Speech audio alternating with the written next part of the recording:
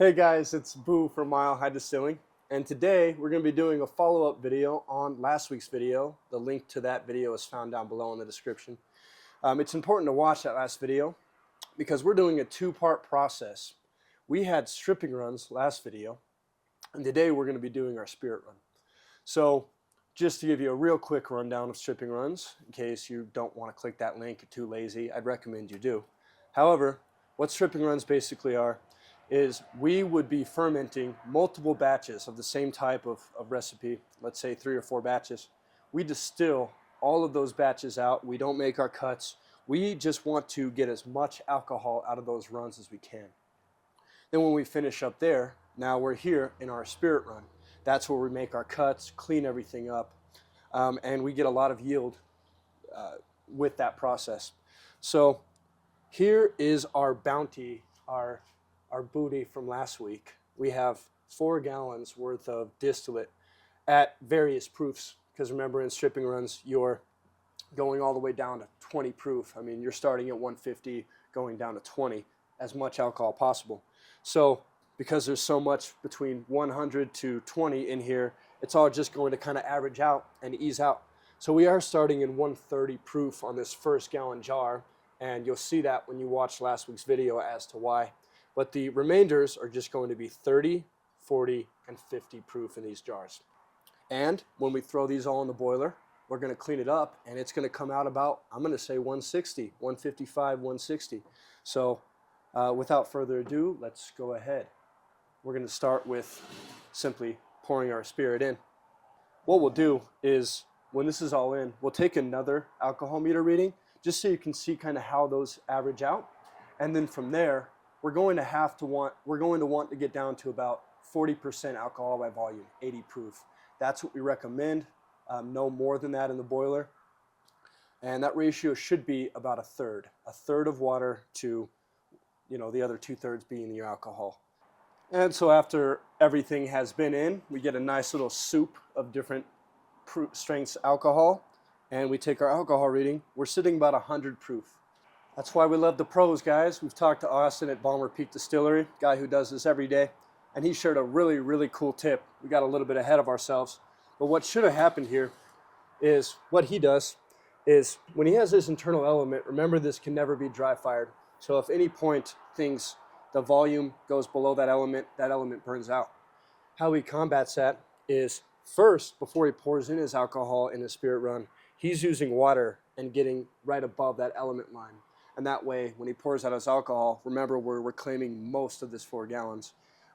Even if we reclaimed all those 4 gallons of alcohol, we'd still have a safe element line. Hindsight's 20/20. But what we're going to do is, since our alcohol is already in here, we're just going to gauge. We have about 4 inches to go to cover that element. So that's what we'll do with water. And we're going to be less than our 80% ABV, but that's okay. We're just going to get above that element line, make sure nothing bad happens, and again, things will still come out at 160. I don't think our flavor will be affected that much. Just to give you guys an idea of where your water line should be. And then, of course, we put our top on. And it's a waiting game for the heat up time. I hope you guys can hear me. This is bubbling pretty hard. All right, ladies and gentlemen, here we are 20 minutes later, and we are distilling. So, remember, we do have a really awesome controller. Ballmer Peak's controller is a 220 volt, 5500 watt. And with that 8-gallon boiler, I mean, average heat up time is only about 30 minutes. This one took 20 because, keep in mind, most of this, 66% of this right now is alcohol. Alcohol is obviously at a much lower boiling point than water, so faster heat up time. Now, since we didn't make our cuts in our stripping run, we have to make it here in our spirit run. So for now, we're starting with a regular classic mason jar, and we're just getting our 4 shots out. Now, as this run goes on, you can go ahead and just do mason jars the whole way through. I actually have some bottles that I'm going to be putting under this when we're in our hearts. You guys may or may not remember from previous videos or just your own knowledge, but typically 4 shots, which is the first part of the still.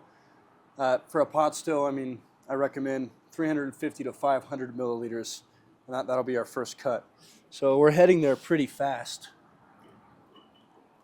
Right now we're sitting about 200 in here. Everything's cold to the touch. We're gonna go just probably do a 300, 350 milliliter mark and cut it there. So we did go ahead and take a taste test in our 4 shots when we were through.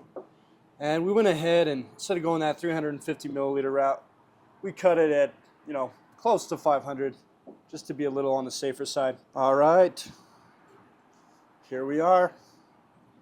Just filled our 12 ounces worth of the heads. And on to the second, and let's take our taste test.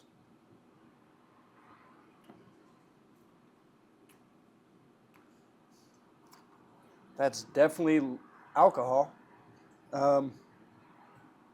Clearly still in heads. Very nail polish removery. Cold, which is nice, and smooth, which is why I can take such a horrible tasting shot and still be okay. One thing is, if you remember during our stripping run video, we had this condenser pretty much as warm as it could get without physically blowing steam out. That's just to speed up the process. Now we're in our spirit run, which is treated pretty much like a normal run, so you want this to be cold to the touch. And then you sort of just adjust your flow from there. We're at slightly above a trickle. Remember, the slower you're going on your output, the less flavor you get out. So we still want that flavor intact, so we don't want to go super, super slow. We don't want a lot of copper packing. We don't want our rashing rings. We don't want our reflux active. None of that. But you want to find a good balance there. We don't want to pump out too fast and then we're ruining what could be some extra purity in our spirit. We want this to be smooth, ready to drink right out of the still. Running the math on everything, I think we'll probably be looking about half a gallon worth of heads. So what we'll do is after this jar, we'll take a taste test. If we don't like what's there, I'm going to swap out one of these 12-ounce mason jars for a 750 milliliter bottle, and we'll collect from there. So as we fill up this second 12-ounce mason jar with heads, I think originally, we were planning on that 750 ml bottle under there, but honest, in just this short, amount of time, I think that flavors change. It's still definitely heads, not something I drink, but I want to say that we might be nearing the end, believe it or not. So instead of a big 750, we're going to do another 12 ounce, and we're going to take it from there. I think past that, we might be running into hearts, which is when we'll definitely start collecting in our big bottles. Stay tuned, guys.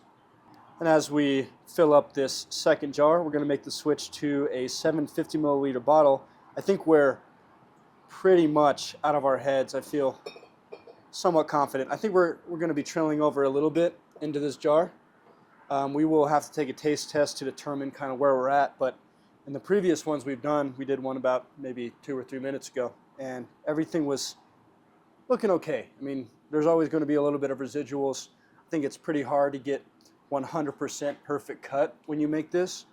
There's always trace amounts of methanol in spirits. With distilleries, they are governed. You can only have a set amount of methanol in your bottle. So those are always safe to drink. For home distillers, we have a little more leeway and nothing to really govern it other than our smell and taste. You can send in a methanol test kit to a lab. You can do your flame tests and all that, sure. But your main indicator is going to be your nose when you're here. I mean, we can't really mail something to a lab right now. So we'll just use our best discretion. And remember, we're trained innately as caveman beings to identify poison. Use that smell and taste. You're going to be able to determine where that is. All right, guys. Looks like we're about half full in our first 750 milliliter jar. Not too headsy. We have multiple opinions here, and I think the consensus is, we've done a good job with the cut. So to get you guys a rough idea of what we saw in our heads, we did have 500 milliliters of 4 shots, 12 ounces worth, which were pitched already. And then we had these 2 jars with heads, plus about another half a jar filled with heads that we ended up pitching, and we ended up with about 30 ounces of heads. So everything now should be able to be pulled off. And remember, as we were talking earlier in this video, we had 4 gallons of alcohol in here. We are going to reclaim most of that. And remember, throughout this run, you're just going to want to occasionally feel your condenser. Make sure you're still cold. Anything wrong with the flow during your taste tests, maybe you notice, you don't like the flavor coming out. Try to increase your flow, get more flavor out, see what you like there. And this goes without saying. This is sort of just distilling 101, but where you find the best control over your output is a combination of your water source and your heating source. So you have to play around with both. Throughout this run, I've been periodically changing the amount of water coming through with this ball valve. That's going to cool my condenser down. Of course, when I do that, less heat can travel through, so I have to make adjustments on my controller. There's small, fine-tuned adjustments just periodically throughout the run. And speak of the devil with our condenser, so it's starting to get, it's still cold, but you can definitely feel that warming up. We're using a water recirculation chamber, so we have ice and water in just a container. And we're going to go ahead and refill that, get this condenser a little cooler. You're going to have to do that periodically through your run if that's a water source. And to give you guys a rough idea too, for our control, our heating portion of everything, we're sitting at about 6 amps. Out of 24 amps possible out of this controller, about 6. So a quarter of the way. And that's 220, so it's definitely producing a lot more power than a 110 would. But just to give you guys some guidelines.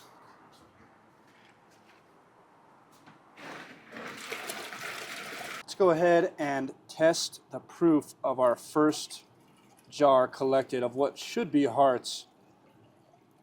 Okay, we are right at 160 proof, folks. That's perfect. That's just about, I would say, as high as we can get in a pot still with a spirit run and stripping run. So as we finish filling our second 750 milliliter bottle, we'll go ahead and do the usual. We'll take a taste test. It's smelling really, really good.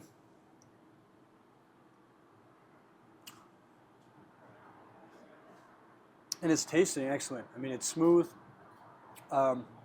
Obviously, there's still a bite because it's 160 proof. Well, is it? We'll find that out next because this is our next step. We'll go ahead and take another proof reading. Make sure we're not dropping. And in fact, we've gained. We're at 165 proof. We are looking good. Now, to that, if you notice here, this is completely full. You have a choice here as a distiller. You can fill these maybe 3/4 of the way full, maybe a little more, and that leaves room in this bottle for dilution. We're not going to keep it at that 165, obviously. We're not crazy. We can fill this up with water, dilute it bottle by bottle. Now, Austin had a great point here. If we want consistency, our best bet is to actually collect everything. Once we're done collecting every last bit, we can throw it all in one big container, a mixing tank, and dilute it there. And then we have consistency in all our bottles. That flavor doesn't change. If we do it the way we're talking at first, which is 3/4 of the way full, and then fill this bottle up with water, we're going to get different characters throughout each bottle. So it's really your call. We're choosing the consistent route, and that's why our bottles are completely full at such a high proof. Another thing to point out is before you dilute, if you're planning on aging, you'll want to not dilute all the way. You're taking a slow process and making it even slower when you do that. So a lot of distillers, professional and home alike, they age at about 120. I've seen up to 140. It's called barrel strength. And keep that in mind if you're planning on aging before you dilute too much with water. Now guys, I want to show you, if you remember, if you watched the stripping video, you remember we had a little bit of a puke throughout the run. And it turned our distillate yellow during that puke. We just let the still get ahead of us. We were indisposed and came back. We had some puking. However, as I had mentioned in there, no matter what you throw in the still, any color, it's going to come out clear as day when everything's being distilled again. So I just want to show you the level of clarity we're getting. This wash, when it first went in, was, it was murky. We had water in there making it cloudy. There was some yellow tint to it. There was a lot going on, but now we see just how clear things come out of the still. All right, guys, third bottle down, and we're at 155 proof. Now, why we went down could be an indication we're in our heads. I think that's unlikely. More likely is that what we did is during this jar, we actually turned up our controller, and so that adjusted our speed. We were trying to just get out a little bit faster, and looks like that affected our proof. What you'll also see is we are transferring all these small jugs into this larger 1 gallon jug. And the reason for that, you may or may not do this during your stripping run, is like I was mentioning before, we're planning to take all our alcohol, get it all together in 1 container, and then dilute it and blend it from there so we have consistency in all of our bottles. If you choose to go basically by bottle, you wouldn't do this part. We're just doing it so we have everything. Why we're not just holding a gallon jug underneath this condenser is because, remember, we still have to make our cuts.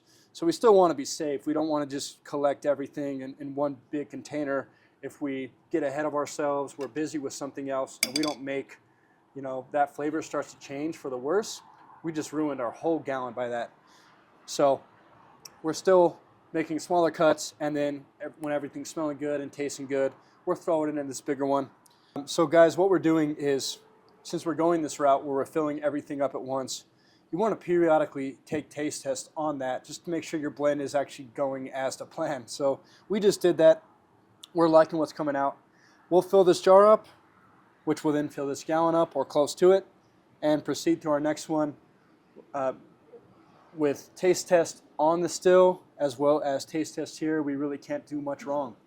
So our 4th 750 milliliter jar has yielded about a 140 proof. As far as flavor goes, I don't really taste any tails, so I'm not sure why we continue to go down. We must be heading somewhere in there. The flavor is wonderful, aside from the proof. I'm really enjoying what's coming out. So we're going to go ahead and put this into our big gallon. Here comes jar number 5. We're sitting at 140 still, and that's pretty typical in a spirit run. We're going to be staying steadily at about 150, 140 proof for the majority of the run, and then obviously our tails will start dropping that in pretty fast succession. So we're going to be watching stuff pretty closely. We have achieved about a gallon here, and we have 750 mils in another jar, as well as this one filling up over here. And remember, every time you take your proof test, go ahead and get that a sample as well. And we're going to see if that flavor is still coming through the way we like.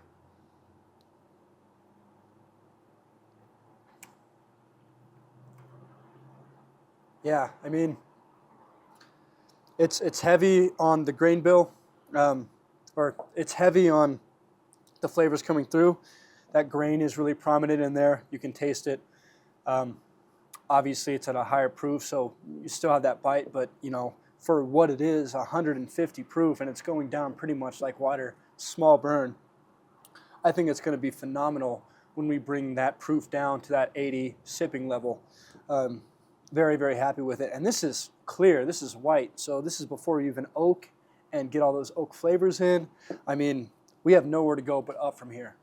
All right, and as we head into our 6 jar, 750 milliliter bottle filled, looks like we're at 130. As we keep going down, that's always an indication we're heading into our tails. So one thing we didn't take into account, and I apologize for the misinformation earlier on in this video, I had mentioned that we would be collecting pretty much all of these 4 gallons worth of 100 proof distillate in our boiler. One thing I didn't take into account is, remember, this still is producing about 150 proof distillate. So obviously there's a scale we have to work with there. It's a 200 proof scale, 100 proof in the boiler. We're coming out 100 50 proof in the still itself on our second run. So we're losing about 50% of that to water and whatever. We're coming out with a pure spirit, but obviously that accounts for our volume.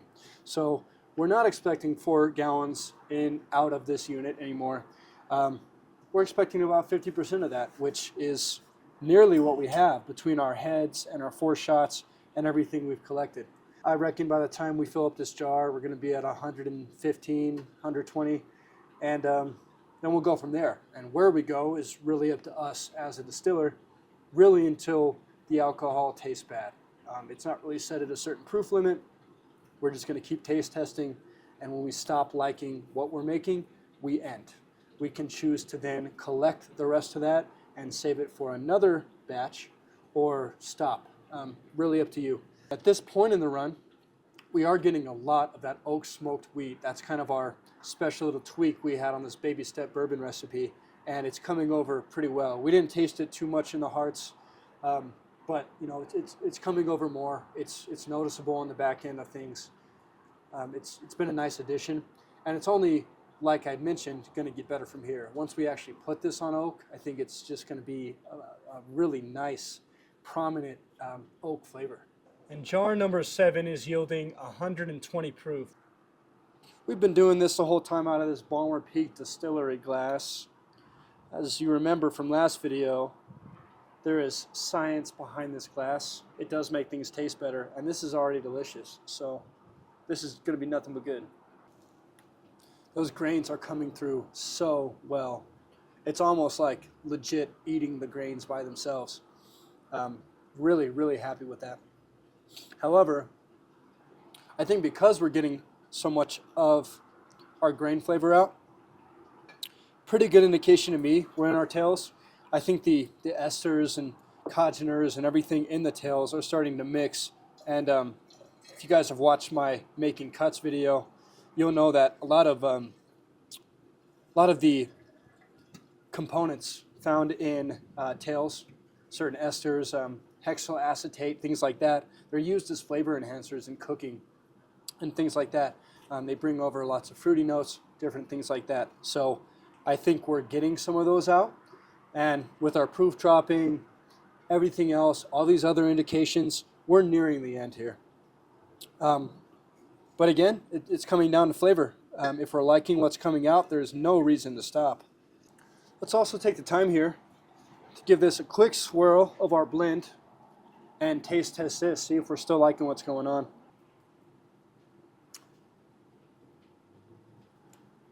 You know what?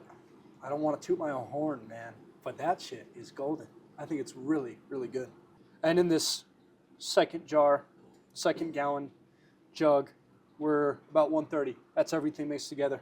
What we'll do is, just out of curiosity, I'm going to throw a little bit of jug number 2, a little bit of jug number 1 in a glass and give that a taste test. That'll give us a really good idea of our final product here. This is the moment, people. Let's see what we created. I want to take the time here to thank everybody so far for watching, supporting us. Please like and subscribe to the videos if you enjoy what you see. Please leave comments. We love hearing from you guys. Anything you guys want to see in future videos, let us know. And without further ado, cheers. Cheers, people. Take a shot with me if you've got one available.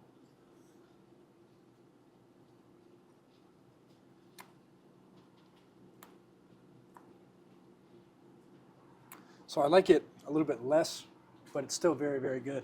Jar number 8 is netting us about 110. So if you guys have been following, we're losing about 10 proof per 750 milliliter bottle. Obviously, that's not sound logic, because as we advance further into our tails, things just kind of go haywire. I would reckon that the next jar will be maybe 90, so we'll lose about 20 proof. We'll see if that ends up happening. But as far as flavor goes, which again is more important than the proof itself, we're really liking what's coming over still. Very heavy on the grains, almost too much in my opinion. But remember, it's all being blended together as one. So I think the lower residuals, the less abrasive alcohol we've gotten out of this first jar, will sort of mix with this, very intense grain and just sort of blend all together. So guys, what we're noticing on this jar here is our flavor has started to change. It's not bad, but it's noticeably changing. And so we've decided to cut this one short and get another jar. No harm in that. We're liking what's in this. We just took our taste test. We'll put it in this gallon jug. Everything so far in these 1 gallon jugs we like. So we'll put this in here, and then as this fills up, we'll taste test from there. If we like it, it goes in this jug. If we don't like it, it separates out. It either keeps in here, or we decide to stop the run and pitch it, whatever our call is. But we're nearing the end. We can definitely tell. Let's take a proof test on this jar. See what we've got. So yeah, I mean we're at 100, and it looks like our run has completed. So to give you guys an understanding of what we've produced here, these are 2 12-ounce jars filled with our heads. We have 2 gallons full of hearts and some tails that are both really, really nice. And we finish off with about 3/4 of a 750 milliliter bottle. And that's sort of like our kind of there, kind of not. So what we're planning to do is, since we like these so much, once again, we're going to throw them in the same vessel and blend. So we like everything coming out. We want consistency in our bottles. We'll take it all, we'll get it aged, and then we'll dilute down and pour into bottles individually. For this, again, might be a topper, might be something we blend with, might be something, what we're going to do is experiment. We're going to take some of both of these, mix in a little bit of this, and see if we like that, and then proceed from there, whether this goes into our full blend or not. But as far as we know, that is the run. We're still collecting, and as you can see, we've increased our flow. You might be able to see. That's because this is still good alcohol, but we don't really like any of it. So we're just running it through like we would a stripping run, as fast as possible. We're getting the alcohol out so we can throw in the next batch, but then we're doing just that. We're just kind of throwing it to the side for next batch. At this point, you can decide if you want to do that as a distiller. But that's it for us, guys. Wanted to thank you guys so much for watching. I really hope you enjoyed this. Big shout out to Ballmer Peak, once again, your friendly neighborhood distillery. They are awesome here, make phenomenal spirits. And we're happy to be here. We're happy that they've let us do all this. We're happy that we can do these videos for you guys.